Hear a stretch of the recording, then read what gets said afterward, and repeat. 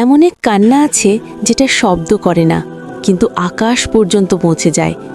এই কান্না লোক দেখানোর নয়, মানুষের সামনে নয়, এটা হয় একান্তে আল্লাহর সামনে। রাতের নীরবতায় যখন একজন বান্দা ভেঙে পড়ে, তখন ফেরেশতারাও থমকে যায়, কারণ এই কান্না আসে গুনাহের বোঝা থেকে, ভাঙা হৃদয় আর লজ্জায় ভরা আত্মা থেকে। রাসূল সাল্লাল্লাহু আলাইহি ওয়াসাল্লাম বলেছেন, আল্লাহর ভয়ে যে চোখ কাঁদে সেই চোখকে জাহান্নামের আগুন স্পর্শ করবে না। এই কান্নায় কোনো অভিনয় নেই, নেই বড় বড় কথা, শুধু থাকে, হে আল্লাহ, আমি হেরে গেছি, এই স্বীকারোক্তি। দুনিয়া যখন আপনাকে শক্ত থাকতে শেখায়, তখন এই কান্না আপনাকে আল্লাহর কাছে নরম করে দেয়। অনেক সময় একটি অশ্রুই আপনার হাজারো গুনাহ ধুয়ে দিতে পারে।